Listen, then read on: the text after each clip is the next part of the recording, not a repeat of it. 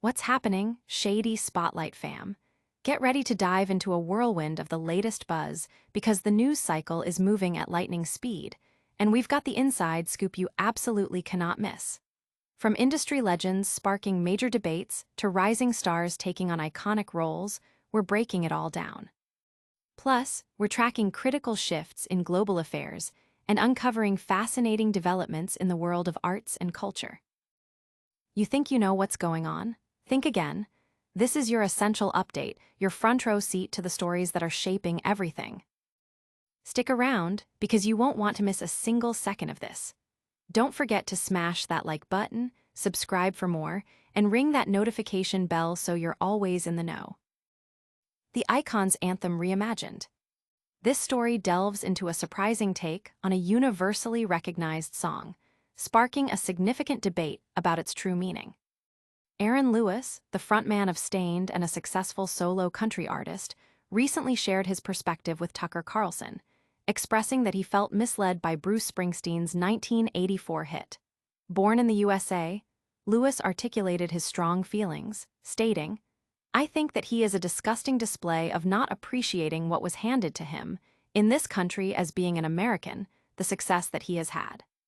The fact that he duped us all with one of the most anti-American songs ever and called it, Born in the USA, as some sort of celebration of how great it is to be born in the USA. He went on to express his personal frustration, saying, "I'm angry at myself for not seeing it for so long and actually giving him, in my mind, the credit of being a representation of blue-collar America." The song has often been misinterpreted as a straightforward patriotic anthem, particularly by politicians, despite its lyrics being from the viewpoint of a disillusioned Vietnam veteran. Springsteen himself has acknowledged the song's dual nature, explaining to Barack Obama on their podcast that its power and imagery led to its appropriation, demanding listeners hold contradictory ideas of national criticism and pride simultaneously. This sentiment continues to fuel discussions even today, highlighting how art can be perceived and utilized in vastly different ways by artists and audiences alike. Audience impact. This revelation has ignited a firestorm online, with fans and critics alike dissecting Springsteen's intentions and Lewis's interpretation. Many are revisiting the song's lyrics and historical context, debating whether the artist's message was indeed obscured or if the audience's reception has evolved. But the conversation around Springsteen doesn't end there. Get ready for the next chapter as we explore how a popular actor is stepping into the legendary musician's shoes. Next up, the actor taking on the role of Bruce Springsteen. From screen to song, a bold transformation. Jeremy Allen White, widely recognized for his compelling performances, is embarking on a new and challenging venture, portraying the legendary Bruce Springsteen in the upcoming film, Deliver Me from Nowhere. This biographical drama is set to offer a unique perspective on the iconic musician, focusing specifically on the creation of his seminal 1982 album, Nebraska. White, who grew up immersed in Springsteen's music, admitted that singing the rock and roll legend's songs was a significant step outside his comfort zone. He shared, "I had never really sang anything, never mind Bruce. There was a leap of faith that we were all taking." This approach marks a departure from the typical music biopic, which often covers an artist's entire life story. Instead, Deliver Me from Nowhere zeroes in on a critical period, delving into the artistic process behind Nebraska, an album known for its raw, stripped-down sound and stark lyrical themes. This focus promises a more intimate and nuanced portrayal of Springsteen's creative journey during that era. It's also a landmark role for White, marking his first leading role in a feature film, following his acclaimed performance in the television series, The Bear. The film's director, Scott Cooper, is known for his atmospheric and character-driven storytelling, suggesting that Deliver Me from Nowhere will be a deeply artistic exploration of Springsteen's work and the man behind it. Audience impact.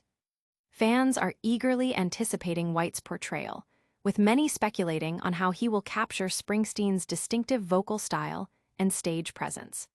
The film's unconventional focus on the Nebraska album has also generated buzz among music historians and dedicated Springsteen enthusiasts.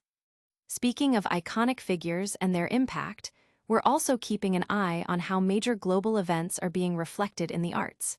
You won't want to miss this next story. Next up, cultural responses to global events.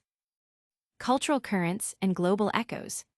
The world stage is always dynamic, and this segment highlights how current events ripple through various cultural landscapes. From the bustling film festivals grappling with international tensions to the evolving landscape of professional sports, the intersection of art, culture, and global politics is more pronounced than ever. The Venice Film Festival, for instance, is facing calls for boycotts and protests related to the ongoing conflict in Gaza, with local groups planning demonstrations to highlight the situation. Festival director Alberto Barbera acknowledged the complexity, noting that while the festival won't engage in political boycotts of artists, it will feature films that address the conflict, mirroring the global climate.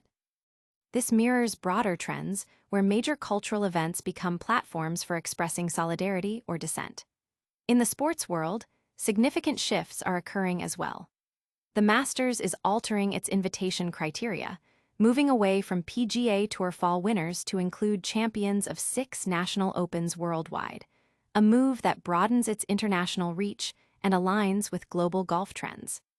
Meanwhile, the PGA Tour and LIV Golf are off, leaving the stage to the LPGA Tour and European Tour, with events like the LPGA's TPC Boston and the European Tour's Omega European Masters in Switzerland taking center stage.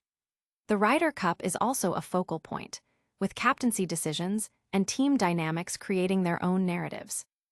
These developments underscore how sports, much like film, are deeply intertwined with national identities, international relations, and evolving business models.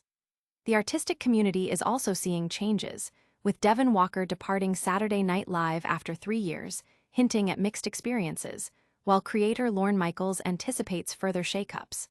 Similarly, SNL writer Celeste Yim has also announced their departure. These shifts within creative industries reflect broader conversations about workplace environments and artistic evolution. Finally, the legal landscape continues to be shaped by significant rulings, such as a federal appeals court declaring it unconstitutional for Pennsylvania to discard mail-in ballots solely due to an inaccurate date on the return envelope, a decision that could have implications for voting rights and election integrity. Audience impact. These diverse cultural and political narratives are sparking widespread discussion about artistic freedom, the role of sports in society, and the impact of global conflicts on cultural expression. And from the world of sports and entertainment, we're shifting gears to a more unexpected arena, the digital economy and its global implications. Next up, the changing face of international e-commerce. Shifting sands of global commerce. U.S. shoppers accustomed to the convenience and cost-effectiveness of duty-free international packages are facing a significant change as the de minimis exemption, allowing duty-free shipping for packages valued at $800 or less, is set to end on August 29th. This policy shift, part of a broader agenda to reduce national dependence on foreign goods, means that all international packages will soon be subject to tariffs. These tariffs are expected to range from 10% to 50%, or a flat duty between $80 to $200 per item, depending on the country of origin. While consumers might not bear the full cost under certain conditions, merchants are advised to clearly communicate import costs, though some confusion is anticipated. Shoppers are encouraged to scrutinize product origins and shipping details to avoid unexpected charges. This change marks a departure from the previous system, where many low-value imports entered the U.S. without customs clearance. Previously, President Donald Trump had already ended the de minimis rule for items from China and Hong Kong, but this expansion means that even small parcels from other countries will incur import taxes. This will undoubtedly affect small businesses and online shoppers who have relied on the de minimis exemption. The implications extend beyond consumer costs, potentially influencing global trade dynamics and supply chain strategies. As the landscape evolves, businesses will need to adapt their pricing and logistics, and consumers will need to become more mindful of the origins and total costs of their international purchases. The move signals a broader trend towards reevaluating international trade agreements and prioritizing domestic production and economic strategies. The impact on consumer behavior, particularly for online retail, is yet to be fully seen, but it's clear that cross-border shopping will require a more informed and cautious approach moving forward. Audience impact. Consumers are reacting with concern about potential price increases and the added complexity of international online shopping, while businesses are preparing for adjustments in their import strategies. This economic shift is just one piece of the puzzle. Stay tuned as we wrap up with a quick recap of all the top stories. Next up, your lightning round recap. And that's a wrap on today's biggest stories. We heard Aaron Lewis's strong feelings about Bruce Springsteen's iconic song, Jeremy Allen White's brave leap into playing the music legend, cultural events reflecting global tensions, and the major changes coming to duty-free international shipping.